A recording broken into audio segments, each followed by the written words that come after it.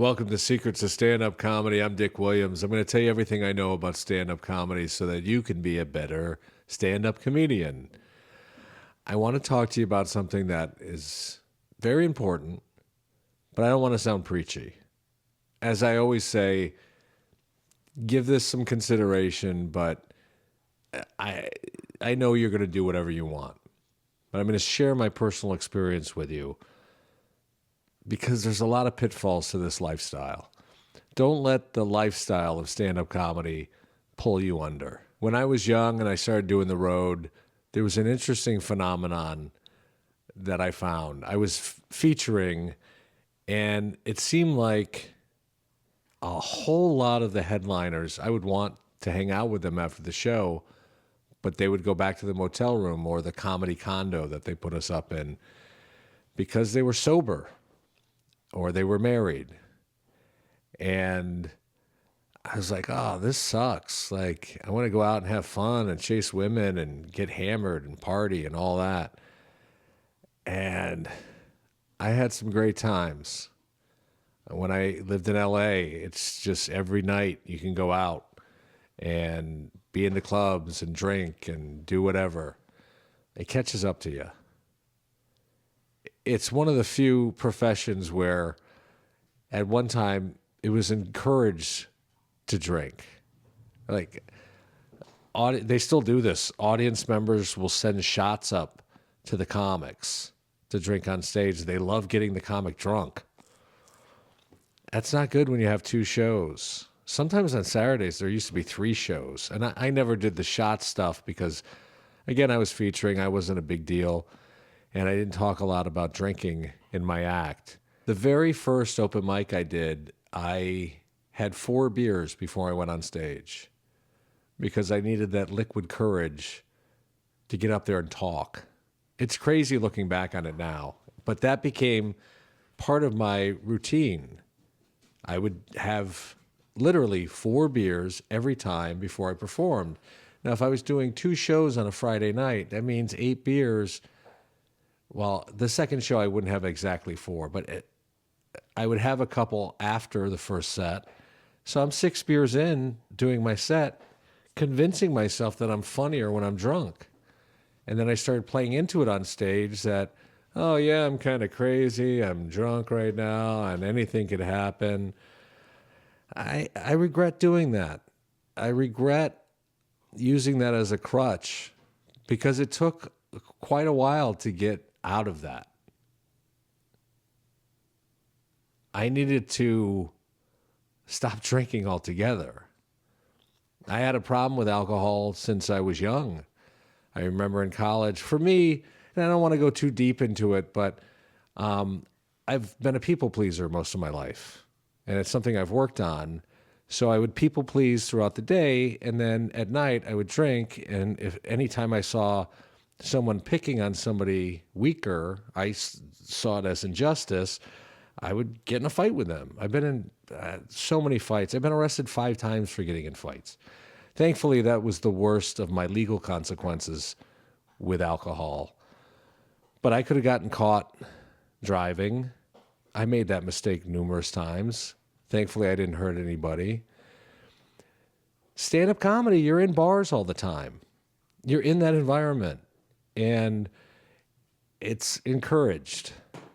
It's not encouraged by the club, but it's encouraged by the atmosphere, the audience, sometimes the topics you're talking about. Again, take this advice for what it's worth. I'm telling you what happened for me. When I haven't had a drink of alcohol in 9.5 years. And at first, it really, quitting wasn't hard. It was the social aspect, because I was used to being in bars all the time and talking to people, and a lot of our social life is built around that, even if you're not a comic. And to cut that out was difficult for me. I like being around people. But I didn't have a problem doing stand-up sober once I made that cut. Or even before I quit drinking altogether, I said, okay, I can't drink before I go up.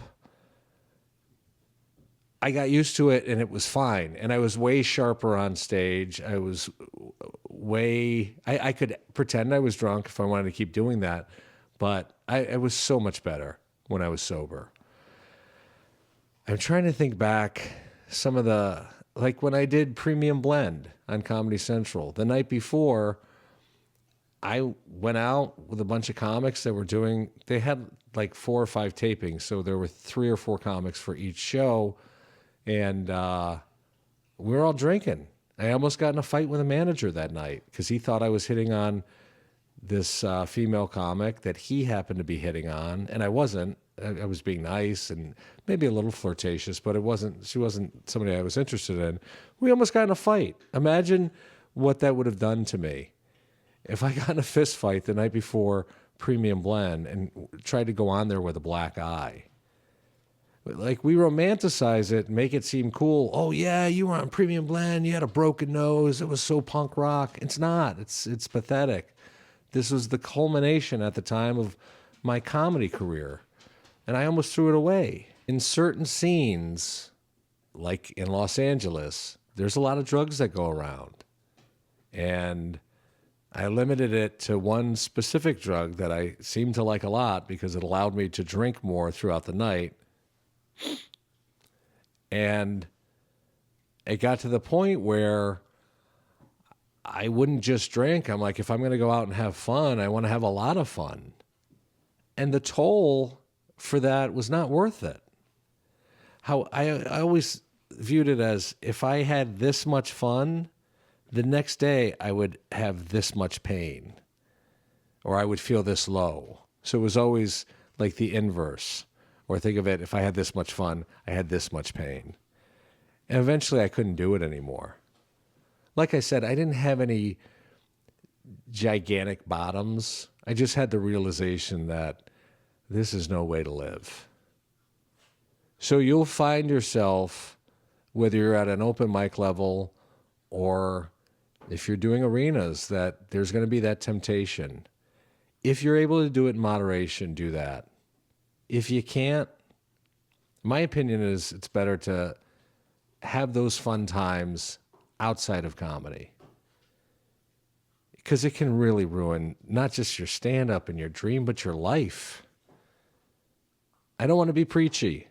Probably the lowest moment I had with stand-up comedy and alcohol, and it was just alcohol, outside of the Comedy Central thing. There were 2 other times. When I got hired to do the Best Damn Sports Show period, writing and appearing in sketches, I started on a Monday. That Thursday, to celebrate this new job, I got hammered. And so on the 5th day of my new job, I was so hungover at work. And nobody noticed, nobody probably cared, but I could barely make it through the day. And so I would drink during good times and bad times. I think with me, I don't look at it, for me personally, as I have a disease. I think of it as, I did some research at one point. There's certain groups of Asians that don't have an enzyme, apparently, to break down alcohol. I think maybe that's what I have. Like, I'm allergic to it. Because if I have one beer, I'm going to be drinking until 4 a.m, whenever the bars close, and then I'm going to be looking for an after hours. It's like somebody else was driving the car in my head, and that's not normal. So I rationalized my way out of drinking, and I went through a program, like not inpatient or anything like that, but I don't want to talk about it because it's anonymous. It helped me a lot. And, but I logicked my way through that, hey, if I had a peanut allergy, would I keep eating peanut butter? Yeah, eating peanut butter isn't as much fun as going out to a bar and then a strip club and all that nonsense. But no, I'd stop eating peanuts immediately because the downside is so high and dangerous. Why would I ever do that? So I'm happy that I haven't had a drink in 9.5 years. And I have no triggers or desire, I don't even think about it. I'm in bars all the time when I'm doing stand-up, and it doesn't affect me. I don't even think about having a beer. And anytime I drank liquor, I would get in a fight. But the second lowest moment, this is probably the worst, because I brought it to my place of work. I'm at the Improv one night, and I'm pretty loaded with alcohol. I didn't have a lot of money. They were doing this is when reality shows started becoming big, and those prank shows. So in the main room at the Improv that's connected to the bar, they were doing this show, and they somehow worked it where a guy and a girl couple that had been dating for a long time were there, and they convinced the guy he was going to propose. So they brought him on stage, the couple. He proposed, and they knew the girl was going to say no. And so I'm watching this unfold. Back then, I don't know how it is now, but you could go back and forth from the bar into the showroom if you were a comic. I'm watching this unfold, and he's humiliated. And he goes off into the bathroom, and I stop him because the producers were trying to get him to sign a release or get him to go back up on stage and do an interview and all this.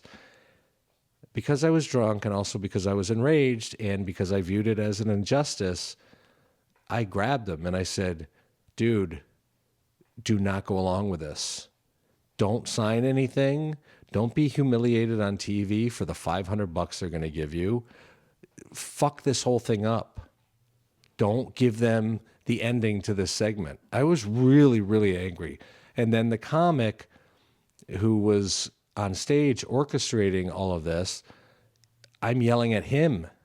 He was in the hallway, and we almost got in a fight. I'm like, dude, this isn't what comedy's about. You're disgracing comedy. You're disgracing the Improv. And they kicked me out.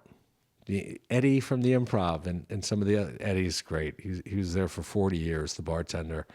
They kicked me out, and that was my home club. And I was mortified. I didn't know how long it would last. They could have banned me for life. Thankfully, they didn't. It was just a one-night thing. I should have minded my own business. If I had to do it again, I probably would do it again. Not the way that I did it. That was the alcohol. But man, it was ugly. I was the one disgracing the Improv. I was the one disgracing comedy. Who am I to get involved in this stuff? So I would tend to make bad decisions when I was drinking. And so when I say, would I do it again? There's a part of me that would, because I really had a problem with it.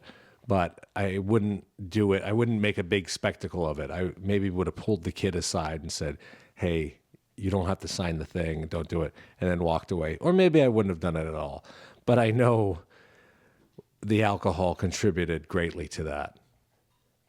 And there's just so many things that can go wrong if you're bombed on stage.